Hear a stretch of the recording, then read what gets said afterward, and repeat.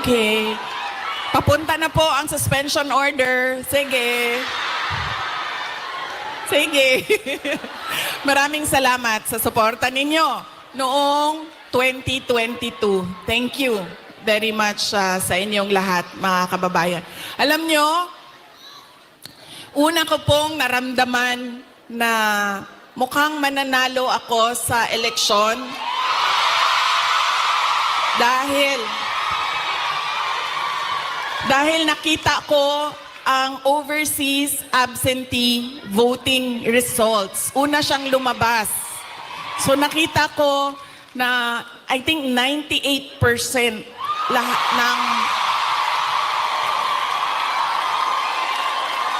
ng OFW votes ay para sa akin. Kaya doon ko naramdaman na parang baka siguro manalo ako. Kaya maraming salamat sa inyo.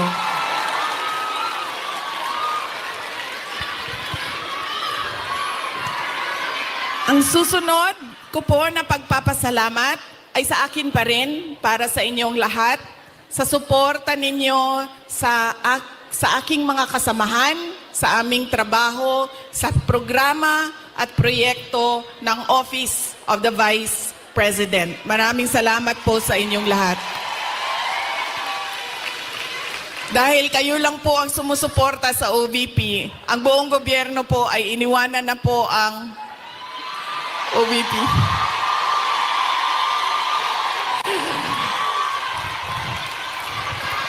Maraming salamat. Yung satellite offices po namin sa iba't ibang lugar ay naningkamot. Ano sabihin naningkamot? Nagsisikap. Yung satellite offices po namin ay nagsisikap na mahanap yung mga geographically isolated and disadvantaged areas at hindi lang nakatuon sa National Capital Region. Kaya salamat po sa suporta ninyo sa Office of the Vice President. Ang susunod po na pagpapasalamat ko ay ang mahal ko kayo.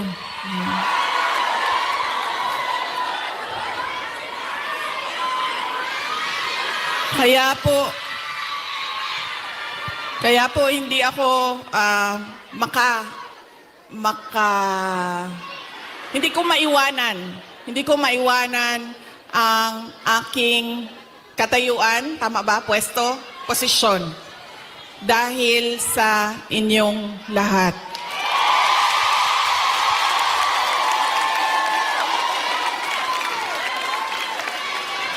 Ang sunod na pagpapasalamat ay mula po sa aming pamilya, ang pamilya Duterte. Napakalaki po ng utang na loob namin sa inyong lahat.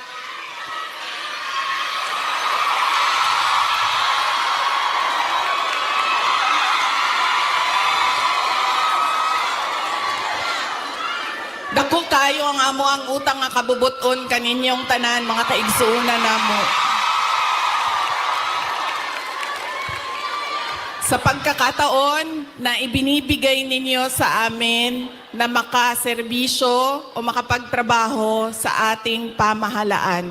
Sa oportunidad na ginahatag ninyo kanamo nga makasilbi sa ato ang nasud. Maraming salamat po sa inyong lahat.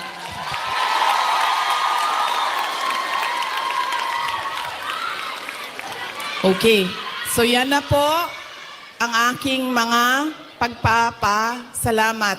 Meron pa ba akong hindi na Maraming salamat, ma'am. Ang sunod ay lilipat na po ako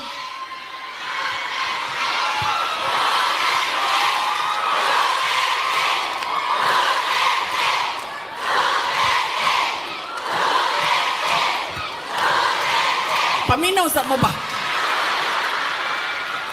Kadyot lang ba? Alas 12 na. Alas 12 na. Kinsay magpakaon sa ato adin eh.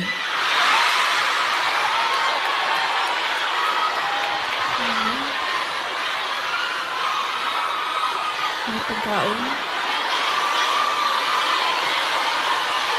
May Jollibee. May Jollibee daw, sabi ni ma'am.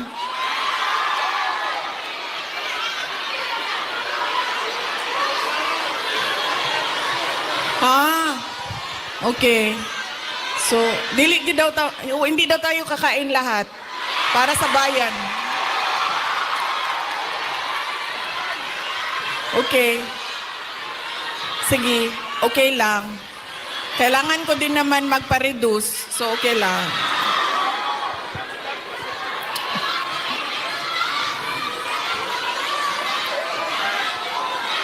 Ma'am, darating tayo dyan sa ayuda na yan, ha? Wait lang. Kasi, tuloy-tuloy ko na, ha? Ang susunod ko po ay ang dahil pagpapasalamat po ito kay PRRD, former President Rodrigo Duterte, ay share ako sa inyo ng aking pagpapasalamat sa kanya. Medyo mahaba itong kwento na ito, so mamaya nyo na singilin yung mga suspension order ninyo. Alam nyo, isa lang. Sa lahat-lahat siguro ng pagmamahal or generosity ni former President Rodrigo Duterte, isa lang ang stand out.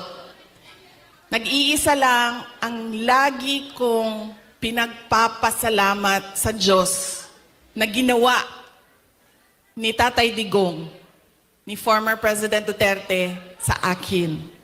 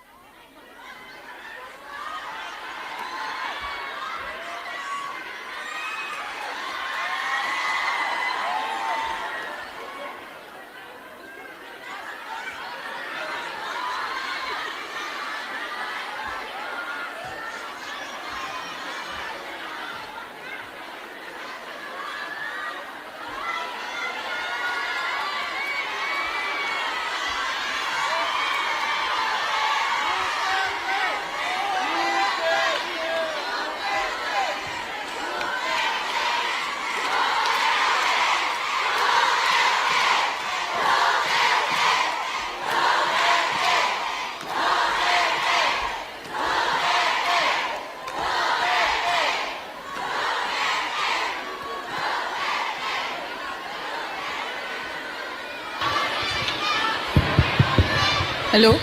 Okay na? Sir, pakihanap nga yung inutusan ni Marcos na patayin yung aking...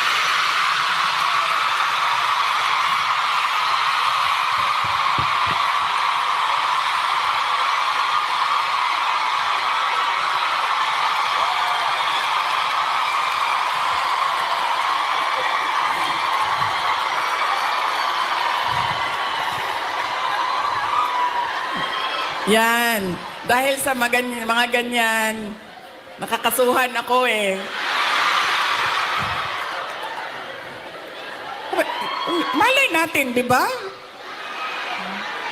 Baka may inutusan dyan.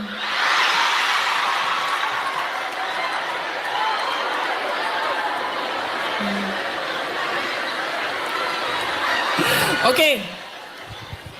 Isa lang. Paulit-ulit yan pag napapaisip ako sa tatay ko. Binigyan halaga niya at inulit-ulit niya sa akin ang kahalagahan ng edukasyon.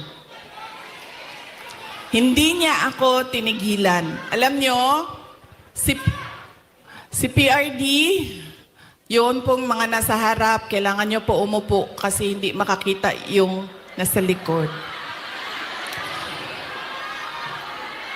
Hindi siya tulad ng tatay ninyo na malambing, mapagmahal.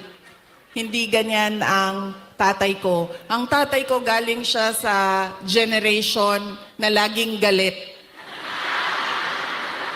'Di ba? Sino yung may mga magulang na yung generation na laging galit?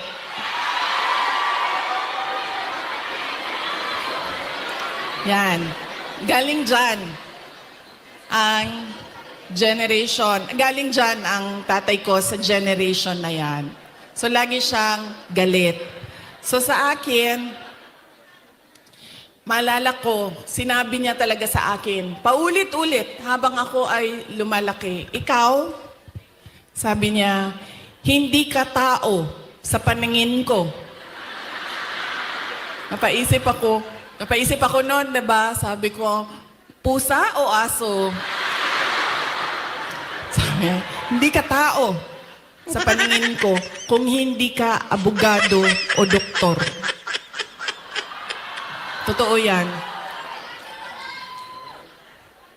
So paulit-ulit niya yan na sinasabi sa akin. So syempre, pag ikaw bata ka, 'di ba? Papasok yan paulit-ulit dyan sa iyo. So ako din, habang ako ay nag-aaral, nung ako ay lumalaki, nag-aaral ka, elementary, high school, napasok na sa isip ko.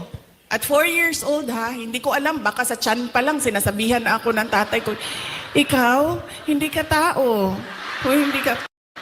Kasi 4 years old pa lang, sa yearbook ko, ng kindergarten, nakalagay doon, I want to be a pediatrician. Imagine nyo, hindi doktor Alam ko kung ano ang specialty ko. Sabi ko, I want to be a pediatrician. Andyan pa yan hanggang ngayon, ang yearbook na yan.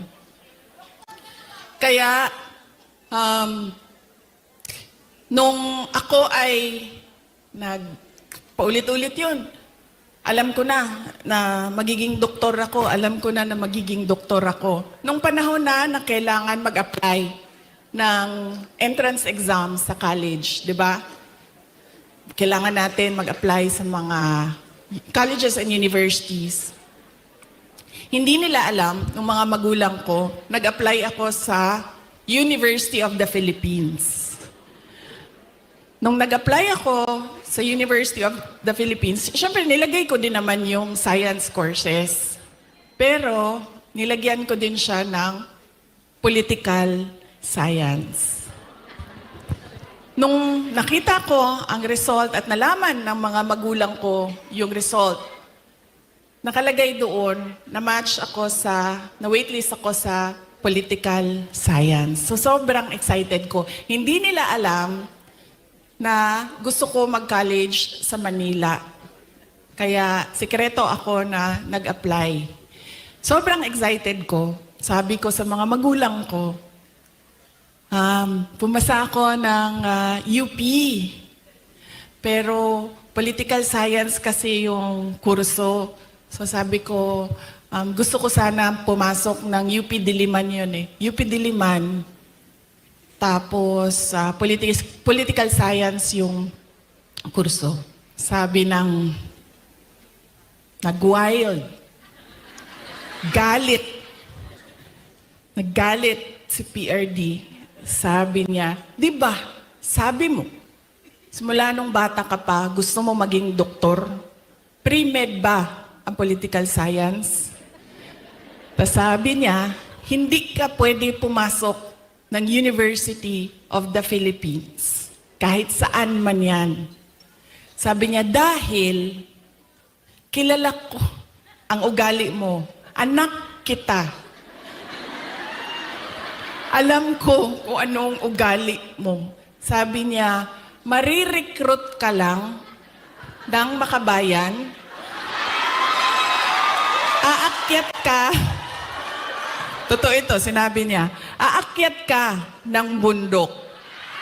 Magiging NPA ka. Ikaw ang magiging head ng New People's Army. At ikaw ang makakalaban ko pagdating ng panahon. Kaya hindi ka pwede pumasok ng University of the Philippines. So sabi niya, pumili ka. Kahit anong paaralan dito sa Davao, pumili ka dyan. So sabi ko sa mama ko, Ma, So sabi ng mama ko, sige na lang, kasi sinabi mo man doktor. So mag-pre-med ka na lang. Okay.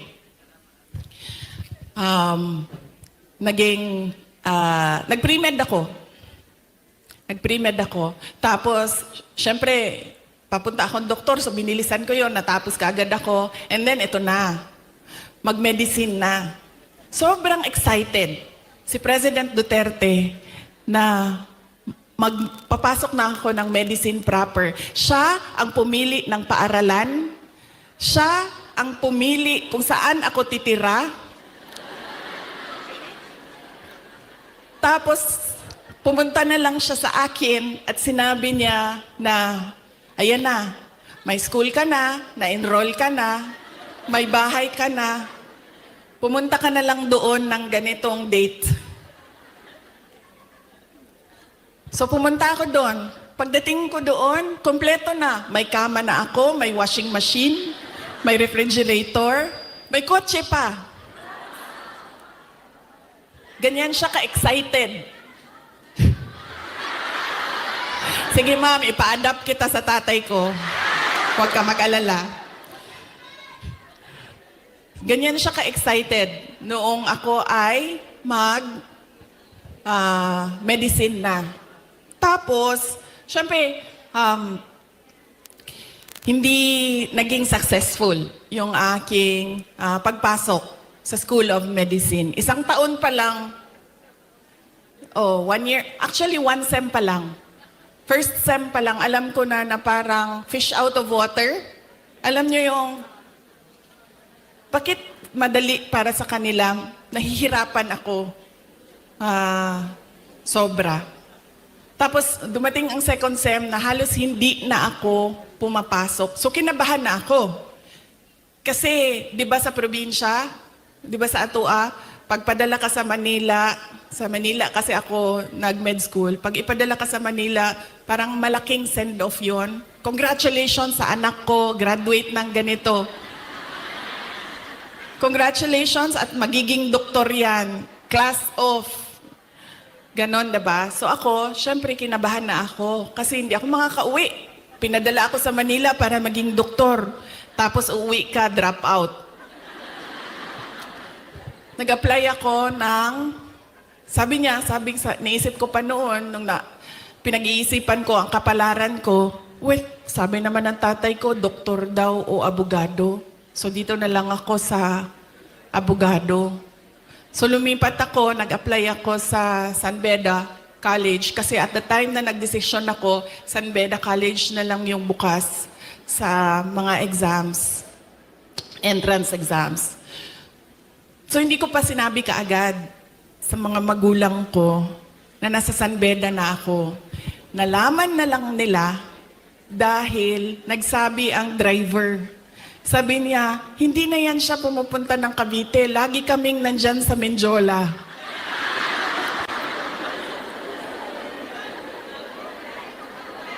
Nung nalaman niya na nasa law school ako, sobrang, I think mas masaya siya. Nung nalaman niya, mas masaya siya, mas excited siya. Noong ikumpara ko, nung papasok ako ng med school, nung nalaman niya na nag-apply na ako ng law school. Tapos, syempre sinabi ko sa inyo, di ba, hard love. Hard love yung generation ng parents natin, mga magulang natin. So, nung mga panahon na nag-aaral ako sa law school, may mga panahon na papagalitan din ako na sinasabi niya sa akin, alam mo, kung hindi mo ayusin yung law school mo, magiging kabit ka lang ng politiko.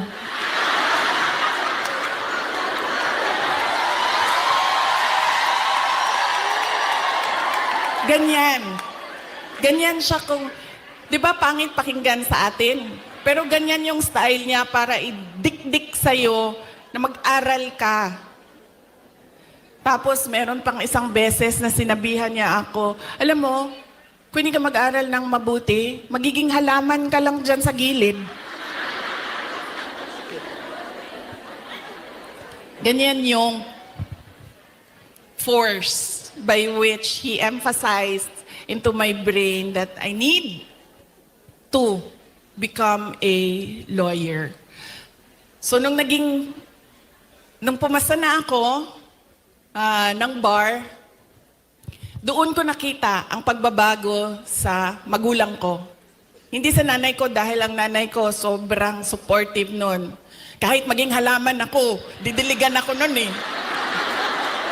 Ganyan kabait ang nanay ko. Diba? Pero nung nakita niya yung grade ko sa bar exams at nakita niya na mas mataas yung grade ko sa bar exams kesa sa kanya nung tatay ko. At hindi lang 0.1, 0.2, 0.3. 5 points ang layo namin sa grado. Doon siya nagbago. Parang naging tao na ako sa paningin niya. Lalo pati, pag every time nababanggit yung grade sa bar, hindi na siya talaga nagsasalita. Tapos lagi ko pa sinasabi sa kanya, sabi ko, partida yan pa ha, kasi hindi ako nag-aral eh.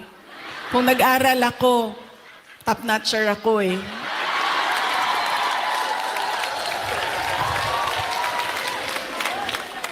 So ngayon, doon, nakita ko na iba na siya kung hindi na parang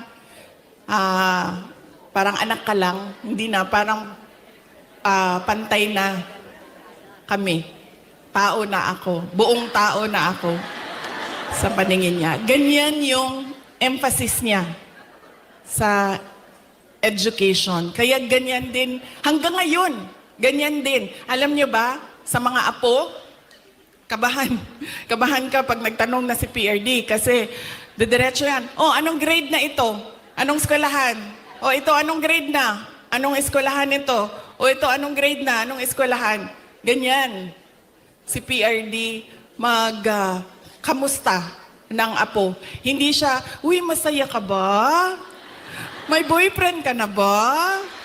May girlfriend ka na? Saan mo gusto kumain? No. Pag makita niya, anong grade na? Anong eskwelahan? Anong grade na? Anong eskwelahan? Okay. Nag-aaral? Okay. Ganon pa rin.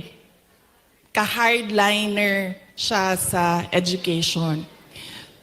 So yan yung talaga, pinagpapasalamat ko sa kanya. Dahil kung hindi ako naging abogado, lalo pati yung mga pinagdaanan ko ngayon, hindi ko siya, kasi ngayon naiintindihan ko kung ano yung pinagdadaanan ko. Siguro kung hindi niya pinilit, hindi ako ganito ka-confident sa aking ginagawa. So sana din sa inyong lahat, ganun din. Kaya nung nangangampanya ako nung 2022, lagi kong sinasali ang kampanya, plataforma ko ang edukasyon. Sana ganun din ang inyong mga anak, ang inyong mga kapatid, ang inyong mga apo, na huwag ninyo silang tigilan. Dahil minsan ako, pag pumupunta sa mga barangay ninyo, sa mga municipality ninyo, meron talaga akong naririnig na sumasagot na, oh, college graduate naman pero wala namang trabaho. Pero, iba din ang trabaho ng college graduate at natapos lang ng grade 6. Iba talaga yun. Iba yung oportunidad na dumadating sa mga nakapagtapos kesa natapos lang ng grade 3, grade 4. At madami yon. Madami yan sa ating bayan ngayon. Na pagdating ng high school, ay sinasabihan yung mga anak, kailangan mo na magtrabaho, tumulong sa pamilya. Kaya dapat, wag nating tigilan ang ating mga anak. Paulit-ulit talaga yan. Edukasyon ang susi ng pagbabago ng buhay nila.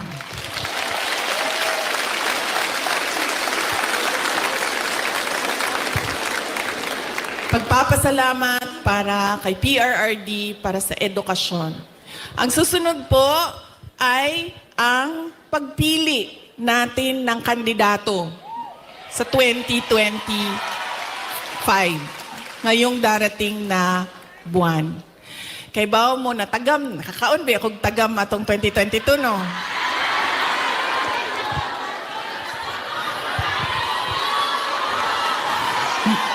Yan lagi ang... Meron pa isang beses, Bisaya, sa Cebu. Ay, sa Cebu ba ito? O sa Cagayan de Oro. Basta, usually kasi pag Bisaya, di ba, diretso na sila istorya, wala na sila break. Wala break. Ana siya sa kon. Inday Sara, anak ko, yes ma'am. Ano siya, nakakaon kag tagam, no?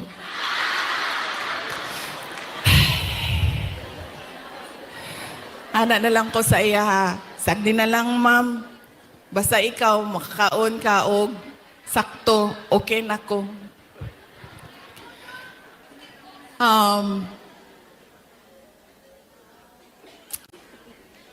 Ayaw ko kasi, masakit sa akin ang sabihin ang sorry sa inyong lahat.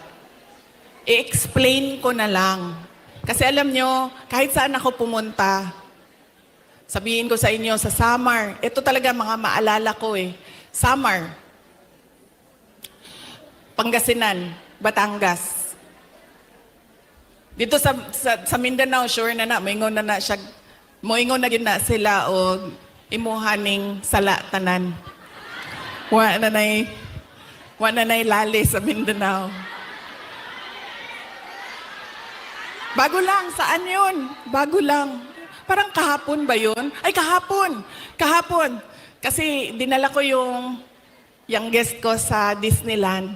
So na ay mga taga Cebu. Ana ang mga taga Cebu. Kibaw ba ka Inday Sara no? Nabudol ba may tungod nimo?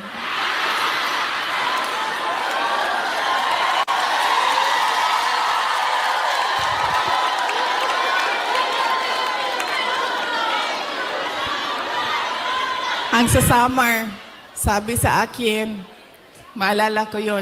Kibaw ka, Inday Sara. Sabi na, Tagalog siya kay kanang waray man, ay, sanang waray man na sila dito, no? So, nagtagalog siya sa ako, ah. Sabi niya, alam mo, na-scam kami dahil sa iyo. Lalaki pa, ito siya niya, senior ba? So, na lang yun ko ni ko, na lang ko, pasensya na, sir. Pasensya na. So, akala ko kasi, ito na naman tayo sa maling akala. Ay,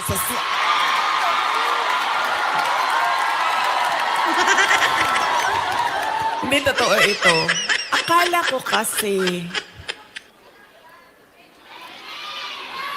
gusto niya ng mas magandang bayan, mas maayos na Pilipinas kung ano yung pinagdaanan natin noon. Kasi, ang plataforma namin nung tumakbo kami, unity at continuity.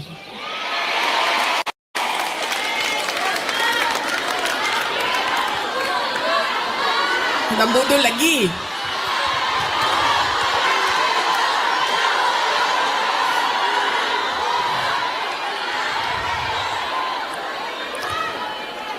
Kasi ako, sumusunod ako sa tatay ko. Ibig sabihin, sa trabaho ba? Sumusunod, hindi ako sumusunod sa tatay ko sa personal. Kaya nga ako nagtatago, di ba? Sumusunod ako sa trabaho. Nag-mayor siya. Nag-vice mayor siya. Nag-vice mayor ako. So, ang ginagawa ko, there has to be something, added value ba? Value added sa iyo. 'Di ba? Kasi paano ba naman na binoto namin ito si Rodrigo, pero binoto ka namin, wala namang value added. Wala namang dagdag na kahalagahan sa iyo. 'Di ba? So sumusunod ako sa tatay ko. Nag-vice mayor siya, nag-vice mayor ako. Nag-mayor siya, nag-mayor ako. Noong, sandali lang, ma'am. Mamaya na yung president, ma'am. Wow. Sandali lang. So, nung mayor ako, ano ba yung targets ko as mayor? 'Di ba? Kasi kailangan may value added sa iyo. So sabi ko, okay, ganito na ang nagawa ng administration ni President Duterte. Saan pa ba natin dadalhin ang Davao City? So may target kami. Nung umalis ako sa Davao City as mayor, number 4, most competitive city na ang Davao City. Number 8 na kami sa mga pinakamayaman na syudad sa buong bansa.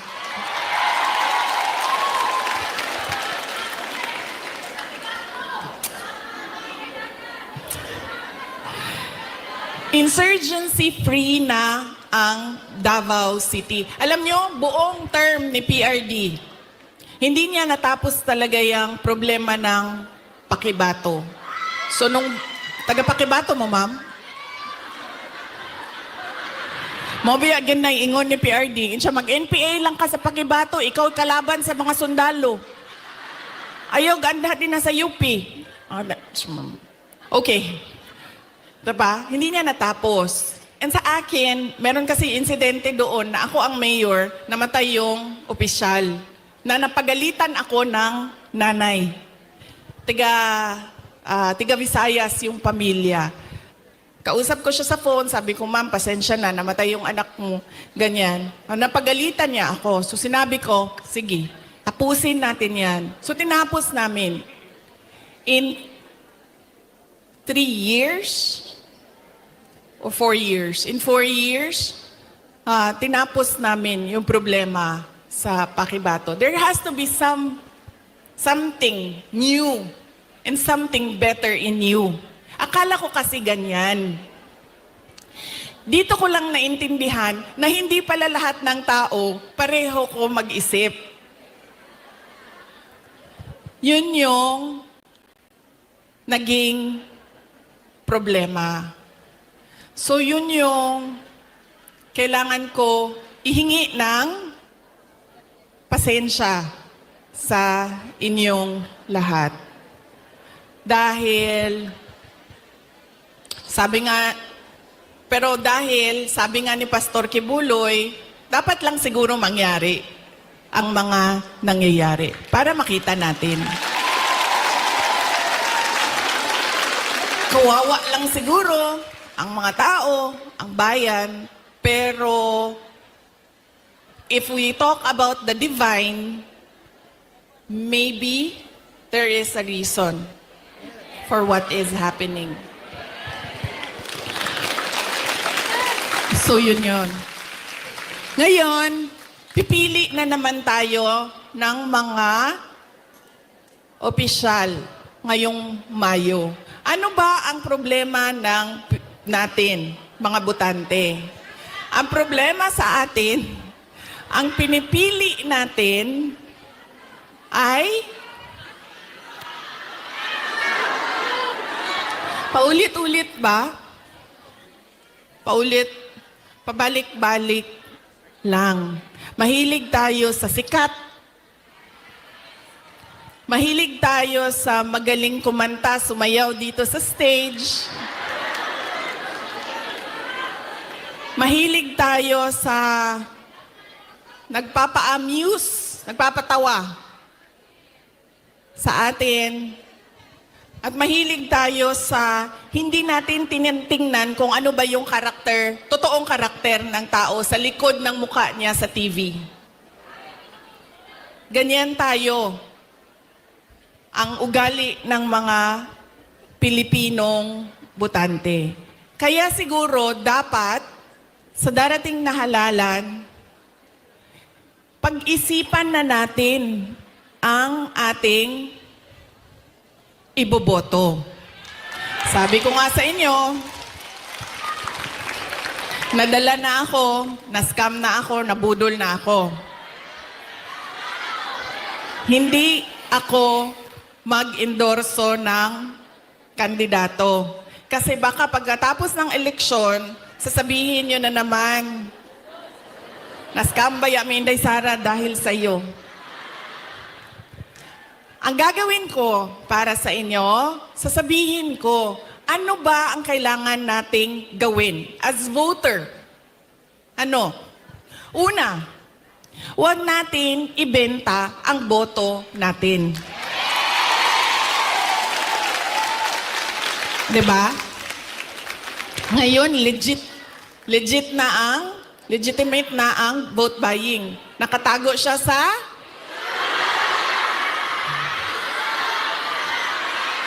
yan na, ma'am. Nandito na tayo sa topic na gusto mo, ma'am. Ayuda. Ganun na ang mga politiko ngayon. Bibigyan ko kayo ng example, ha, ng experience ko sa mga pagbibigay ng ayuda o vote buying. Noong barangay election na nakaraan, bago lang, tinanong ko yung isang kaibigan ko, ano bang ginagawa mo na suporta sa barangay candidates? Tapos sabi niya, ang ginagawa ko, humihingi ako ng tupad at AIX at binibigay ko sa mga barangay captain para ibigay nila sa supporters nila. So sabi ko sa kanya, okay, hindi ko magawa na ganyan yung suporta na ibigay ko sa mga local barangay candidates. Pero totoo yan. Hindi man pinag-uusapan, pero totoo yan na nangyayari. Nakikita nyo yan. Nakikita nyo yan doon sa mga probinsya ninyo. Kaya ang una, huwag natin ibenta ang boto. Pangalawa, pag tumingin tayo ng kandidato, tingnan natin kung ano yung promises na ginawa niya o sinabi niya noon. Tapos, tingnan natin, binigay ba niya yung kanyang promise? Saan? Unsa sa Tagalog ng promise? Pangako sa'yo? Binigay ba niya ang pangako niya sa'yo? O iniwanan ka lang niya sa ere? At sumama sa iba?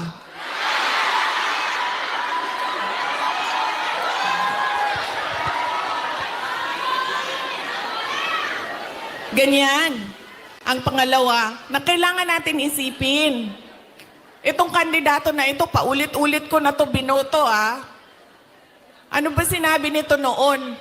Ano bang nagawa niya? Ano bang rason niya? Bakit hindi niya nagawa? At ano yung mga totoong nakikita ko na nagawa na? Yan yung pangalawa. Pangatlo, ito talaga. Wala sa buong mundo ang makakakontra sa akin, kahit isa, nito. Dahil ako ay produkto din ng political dynasty. Galing ako sa pamilya ng mga politiko. Ang lolo ko, governor ng undivided Davao. Cabinet member ni Marcos Sr. Ang tatay ko, vice mayor, mayor, president. Mga kapatid ko, mga politiko din. Hindi dahil Duterte ang apelido, ay iboboto na ninyo. Kailangan pag-isipan din natin. Duterte ito, pero ano ang maitutulong niya sa bayan? Ano ang magagawa niya para sa bayan? Kaya hindi pwede na pabalik-balik lang na apelido ang binoboto natin. Kailangan yung anak, yung apo, yung asawa, kapag tumayo sa harap ninyo, ay meron siyang sinasabi. Hindi yung tatayo siya, at dahil Duterte siya, kakanta na lang siya para sa inyong lahat. Pangako sa'yo. Diba? Hindi pwede.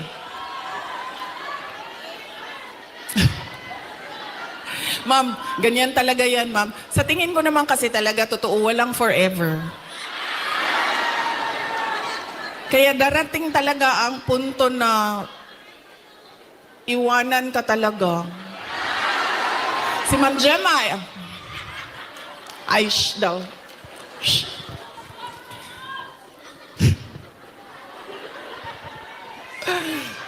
Diba? Hindi pwede yan.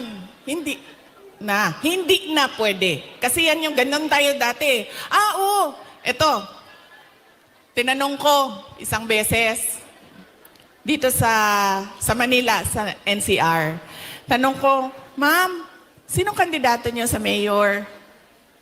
Sabi niya, si ganito ang apelido.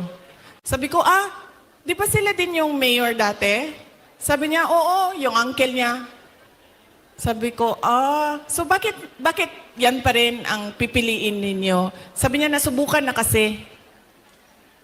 So, syempre ako, hindi na lang ako nagsalita. Pero nakita ninyo ang ating behavior sa pagpili ng kandidato. Dahil anak, apo, asawa, nasubukan na kasi, parehong apelido, go, bibigay ko na yung napaka-special na right ko na bumoto.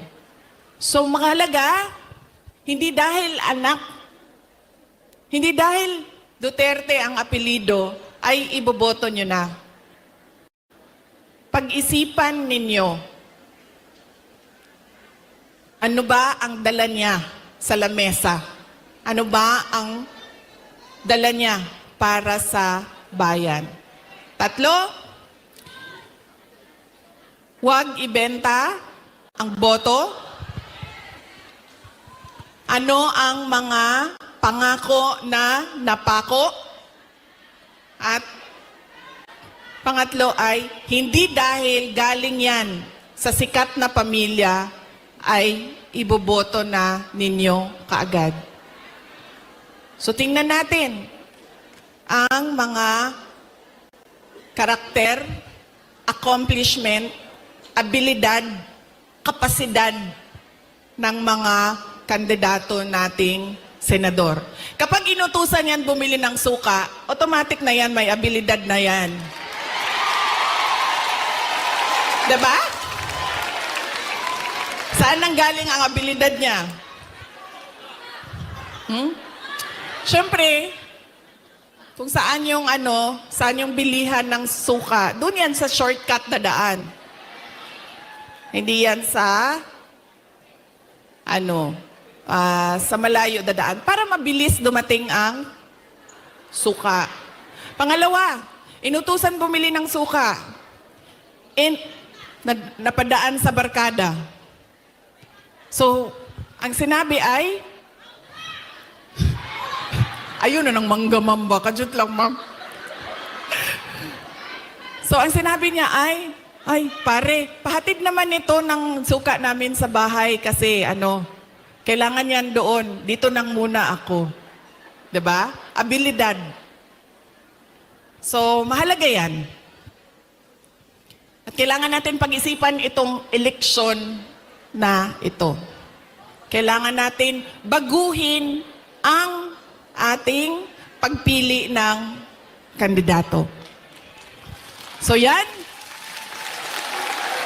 ang aking mensahe para sa inyong lahat ngayong araw na ito. Mensahe ng pagpapasalamat, mensahe ng edukasyon, at mensahe ng pagbabago kung paano tayo pumili ng ating mga senador. Hindi lang senador, governor, mayor, lahat ng ating mga public officials. So yan po ang aking Ilang oras yun, ma'am? 1 hour? 1 hour na mensahe sa inyo. Sana ay, alam nyo, gusto ko lumapit sa inyo. Kasi gusto ko personal yung pagpapasalamat. Kaso pwede ba na wag tayo magkagulo? Kasi kanina sa labas, nasisigawan na ako ng pulis. Nasisigawan na niya ako kasi medyo nagkakagulo kami doon sa picture taking namin sa labas. So, pwede ba ako mag-hello lang, hello sa inyo, tapos wag lang tayo magkagulo kasi baka palayasin tayo dito. Ulitin ko, maraming salamat, magandang tanghali sa inyong lahat. Dagan salamat, maayong udto sa inyong tanan. Maraming salamat, Vice President Sara Duterte.